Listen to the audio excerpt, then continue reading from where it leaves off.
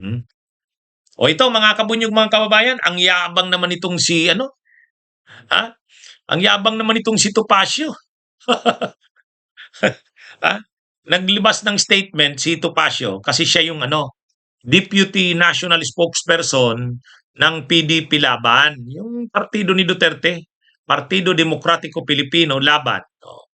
Ngayon, naglabas siya ng statement tungkol diyan sa itong paglabas na ng pangalan nila Bato, nila Bongo. Oh, naglabas na ng ah, ang ICC, nilabas na yung mga pangalan ng mga co-perpetrators. Eh di syempre, ang ibig sabihin niyan, posibleng lumabas na ang arrest warrants.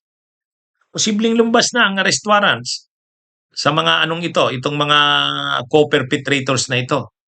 O ngayon, ang reaksyon ni Topacio bilang Deputy National Spokesperson ng Partido Demokratiko Pilipino, PDP Laban, "We are ready to fight for our dignity and independence as a nation, vigorously and with every legal means at our disposal." Handa daw sila para ipaglaban ang dignidad at kalayaan ng ating bansa. Wow! Bakit? bakit bakit ang laman ng statement ni Topacio? Handa na daw silang ipaglaban ang kalayaan ng ating bansa. Kasi ang tingin nila dito sa ginagawang ito ng ICC, paglabag sa ating soberanya.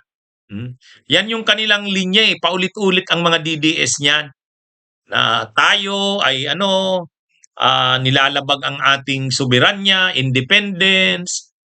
Kasi daw dapat hindi nakikialam ang dayuhan dahil hindi naman daw na tayo member. Ha? Yan yung sinasabi nila eh. Hindi naman daw tayo member na ng ICC kasi nag-withdraw na tayo. Kaya ang ginagawa daw sa atin ng ICC, nilalabag na ang ating soberanya, hindi naman daw na tayo member. Eh kaya lang, nag-member tayo sa ICC, pumirma tayo sa Rome Statute, ni-ratify yan ng Senado natin. Anong nakalagay diyan sa Rome Statute na yan? Ibig sabihin diyan sa treaty na yan na pinirmahan natin. Nakalagay diyan, kapag nag-withdraw na tayo, yung isang bansa na miyembro, mayroon pa bang jurisdiction ang ICC? Yes, doon sa mga krimen at mga pangyayari na naganap nung member pa tayo. So kailan tayo member? 2011 hanggang kailan tayo naging member? Actually 2018 nag-withdraw si Duterte. Pero naging effective yan 2019. So, yung mga nangyaring krimen na crimes against humanity mula 2011 na member pa tayo hanggang 2019 na hindi na tayo member, sakop pa yan ng ICC. Nakalagay yan doon sa provision ng Rome Statute. Kaya nga sa isang kaso sa Supreme Court, yung kaso ng Pangilinan versus Cayetano, sinabi na din diyan ng Korte Suprema, may jurisdiction ba ang ICC sa atin? Yes, doon sa mga krimen na nangyari nung member pa tayo. At kailan yon? 2011 to 2019. Yan yung saklaw ngayon ng mga kaso nila Duterte 2011 to 2019. Yung mga nangyari nung 2019, 2020, 21, 22, mayroon pang mga nangyari diyan na pagpatay pero hindi na saklaw yan. Kasi hindi na tayo member niyan. Pero yung member pa tayo, saklaw yan.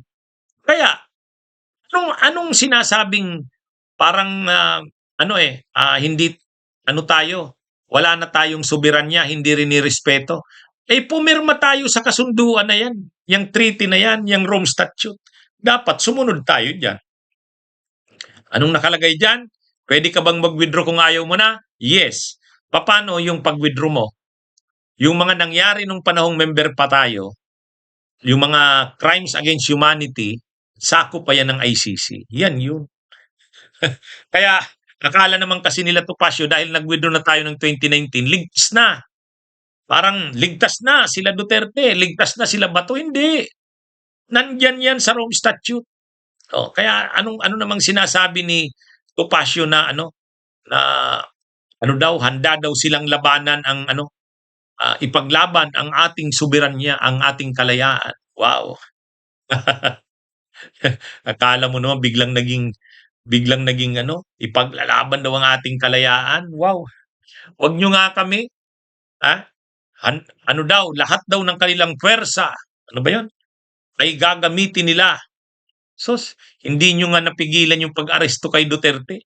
Yan na yung pinaka-leader nyo, Tatay Digong nyo yan. Ito pa kayang kila Bato, kila Bongo. Eh kung hindi nyo napigilan, wala kayong nagawa nung panahon ni Duterte, ni Digong. Siya mismo ang pinaka-leader nyo ng mga DDS. Ay di, lalo pa ngayon. Wala pa namang linalabas na desisyon ng Korte Suprema. Kung may nilabas ng desisyon ng Korte Suprema, sasabihin ng Korte Suprema, mali yung ginawa kay Duterte, dapat tinurn over muna sa lokal na korte. Okay yun. Oh, pero wala naman eh. Wala pa namang pronouncement ang Korte Suprema kung mali nga talaga yung ginawa kay Duterte. Kaya sabi ni Yussi Claire Castro, hanggat wala pa yung desisyon ng Korte Suprema, kung ano ang ginawa kay Duterte, yun pa rin ang gagawin ngayon. Oh. At saka, yung issue na yan ng daw tayo, parang hindi na tayo malaya. Kasi bakit naman daw sa ibang bansa lilitisin yung mga kaso ni Duterte at ng mga co-perpetrators? Crimes against humanity yan eh. Mabibigat na krimen yan. Hindi naman yan simpleng murder lang or homicide na ilang tao lang. Oh, kung mga yan, tulad lang nung Ampatuan Massacre, 52 ang napatay, pwede pa. Oh. Pero ito, hindi na eh. Ang tinanggap ng pulis na bilang 6,000. Sabi ng mga human rights groups, 25,000 to 35,000. O imagine niyo yung bilang na yan. Crimes against humanity na yan. International humanitarian law na ang pinag-uusapan dito. At tayo, hindi naman tayo, lahat naman ng mga bansa sa mundo, hindi naman nagsasarili yan. Part tayo ng United Nations. Part tayo ng mga komunidad ng mga bansa, Community of Nations. Kaya, pag mga ganitong krimen na, ang mga pinatay ay grabe na, sistematiko na, malawakang pagpatay, systematic, planado, coordinated, hindi na yan simpleng murder lang. Crimes against humanity na. Krimen laban sa sangkatauhan. At pagkaganyan, ICC na yan. Mabuti nga mayroong ICC. Ay kung walang ICC, mapapanagot ba sila Duterte? Oh. Mabuti nga ngayon, hindi umuubra dyan sa ICC ang mga impluensya, politika, wala. Oh. Kaya, salamat nga at may ICC. Kung walang ICC, napakahirap mapanagot itong sila Duterte, sila Bato, dyan sa mga ginawa nilang pagpatay nung panahon ng kanilang administrasyon. Kaya naman itong sinasabi ni Topacio, ang yabang, handa daw silang labanan. Paano mo lalabanan? Hindi nyo nga naipagtanggol si Duterte. Nung inaaresto si Duterte, wala namang kayong nagawa. Yabang naman ito ni Topacio. Okay, magandang araw mga kabunyog, mga kabayan. Mabuhay po tayo. Bunyog, bunyog, halikan na kasama ka. Bunyog, kapag buklod ay may pag-asa.